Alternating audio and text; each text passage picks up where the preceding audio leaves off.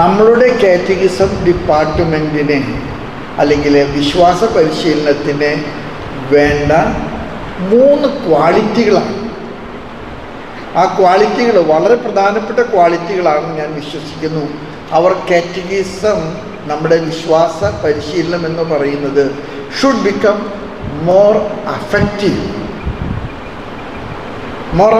അത് വളരെ ഹൃദ്യതയുള്ള ഒരു കൈമാറ്റമായിട്ട് മാറാൻ നമുക്ക് കഴിയണം. വളരെ സ്നേഹപൂർണമായിട്ടുള്ള ഒരു അഫക്റ്റീവായിട്ടുള്ള, ഞാൻ പലപ്പോഴും പറയാറുണ്ട്, ഒരു അമ്മ കുഞ്ഞിന് കൊടുക്കുന്ന മുല കൊടുക്കുന്ന കുഞ്ഞിനെ അമ്മ സ്നേഹപൂർവ്വം തലോടി ചേർത്ത് പിടിക്കുന്നത് പോലെയുള്ള ഒരു സംവിധാനമായിരിക്കണം കാറ്റഗിസം ഡിപ്പാർട്ട്മെൻറ്റ്.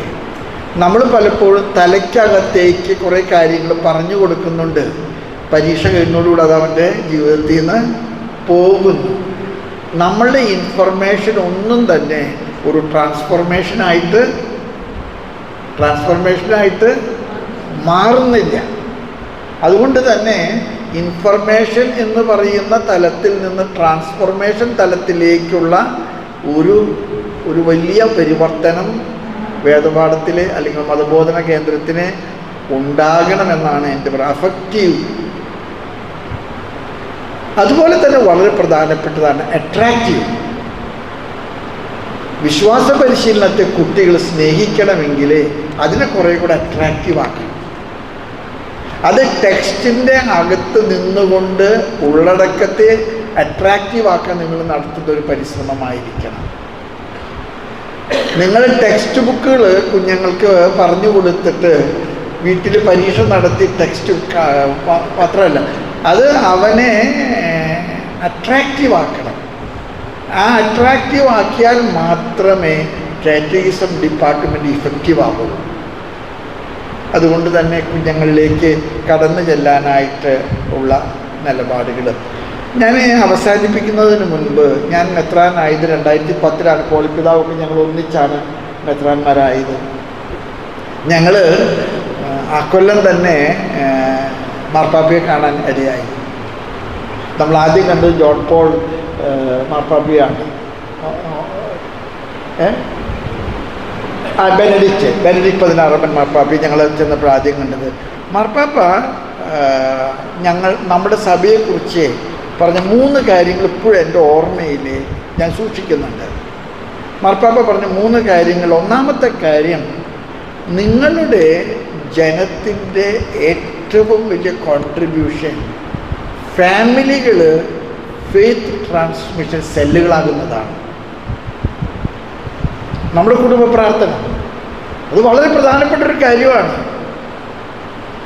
അത് കൂടുതൽ നിലനിൽക്കാനായിട്ട് ഞാൻ ചിലപ്പോഴൊക്കെ വിചാരിക്കാറുണ്ട്, ഞാനിപ്പോഴും കൊണ്ട ചെല്ലുമ്പോൾ മുട്ടുകുത്തുന്നുണ്ട്. ഞാനിരിക്കാൻ ഇപ്പൊക്കെ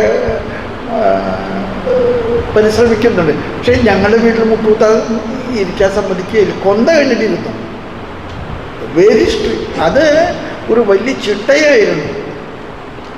ഞാൻ പറയുന്നേ, ആ ചിട്ടയ്ക്ക് അകത്തുള്ള ചില മൂല്യങ്ങളുണ്ട്. ആ മൂല്യങ്ങളായിരുന്നു വിശ്വാസ പരിശീലനത്തിൻ്റെ ടെക്സ്റ്റ് ബുക്കുകൾ.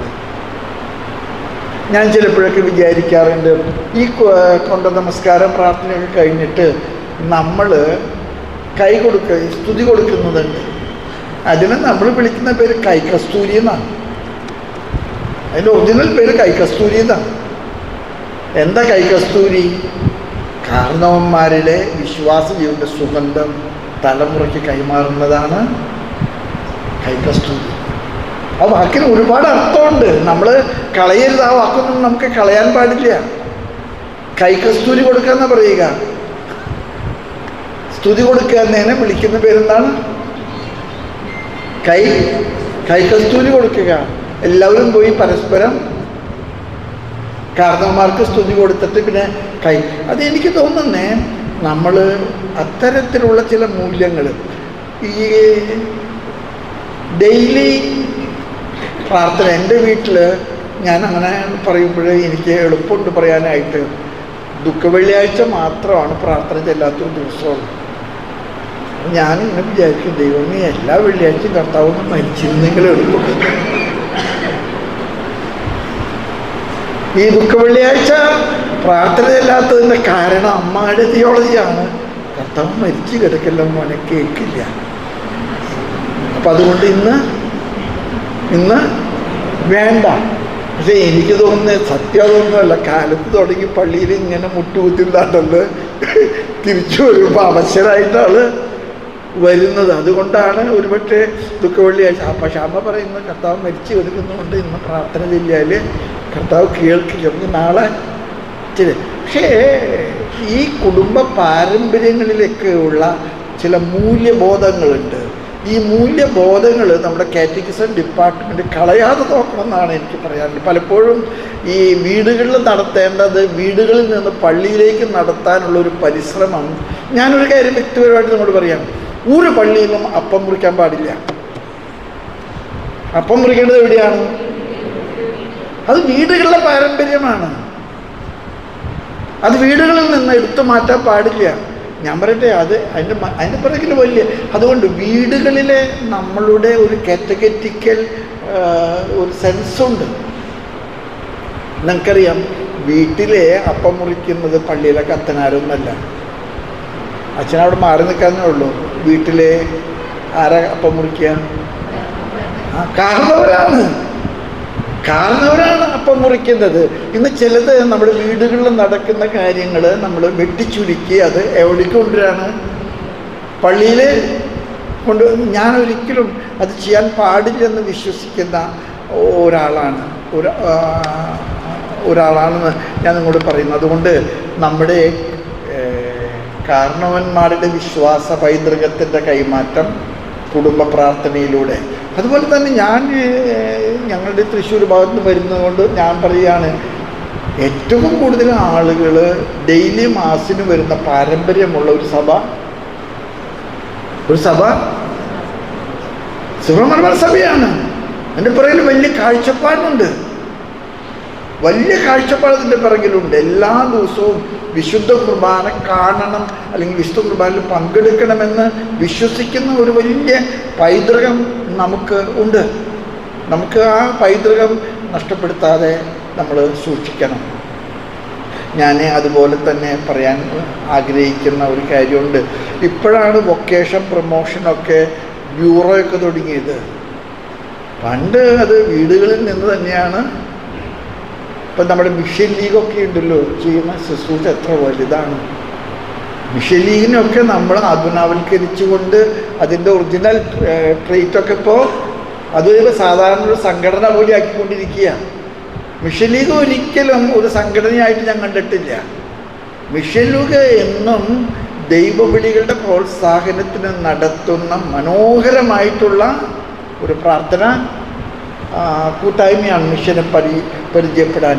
ഞാൻ ചിലപ്പോഴൊക്കെ നിങ്ങൾ നോർത്ത് ഇന്ത്യയിൽ പോയി കഴിഞ്ഞാൽ സീറോ മലബാർ സഭയോടുള്ള നോർത്ത് ഇന്ത്യൻ മിഷൻ്റെ ഏറ്റവും വലിയ കടപ്പാട് എന്തുകൊണ്ടാണെന്നറിയാമോ? മിഷണറിമാരെ മുഴുവൻ വിട്ടിരിക്കുന്നത് മിഷൻ ലീഗാണ്. മിഷൻ ലീഗിൽ നിന്നാണ് മിഷനിലേക്ക് ധാരാളം മിഷണറിമാർ പോയത്. ഞാൻ ചിലപ്പോൾ വിചാരിക്കാറുണ്ട്, മിഷൻ ലീഗ് കുറേ കൂടെ ഓർഗനൈസ്ഡ് ആയിട്ട് ഒരു സംഘടനാ തലത്തിലേക്ക് വളർന്നതോടുകൂടെ മിഷൻ ലീഗിൻ്റെ ആദ്യത്തെ ചൈതന്യമൊക്കെ പോകുന്നുണ്ടെന്ന് ഞാൻ വിശ്വസിക്കുന്നു. ഞാൻ അവസാനിപ്പിക്കുകയാണ്. നിങ്ങളോട് ഇങ്ങനെ ഒന്നിച്ചൊക്കെ വരുമ്പോൾ നമ്മൾ കുറേ കൂടെ ശാസ്ത്രവൽക്കരിക്കാനുള്ളൊരു ടെൻഡൻസി ഉണ്ട്.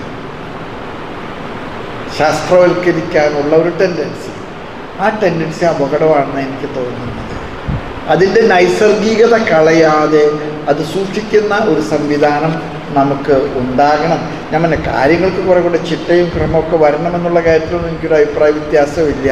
പക്ഷേ പലതും വീടുകളിൽ നടക്കേണ്ടത് പള്ളികളിലേക്കും, പള്ളികളിൽ നടക്കേണ്ടത് ഫൊറോനകളിൽ നടക്കേണ്ടത് രൂപതയിലേക്കൊക്കെ എടുത്തു കൊണ്ടുപോയിട്ട് അതിനെ കുറേ കൂടെ സംഘടിതമാക്കാനുള്ളൊരു പ്രവണതയല്ല നമുക്ക് വേണ്ടത്. അതായിരിക്കുന്ന അതിൻ്റെ നല്ല സാഹചര്യത്തെ കൂടുതൽ ബലപ്പെടുത്താൻ ആവശ്യമായിട്ടുള്ള ക്രമീകരണങ്ങളാണ് വേണ്ടത്.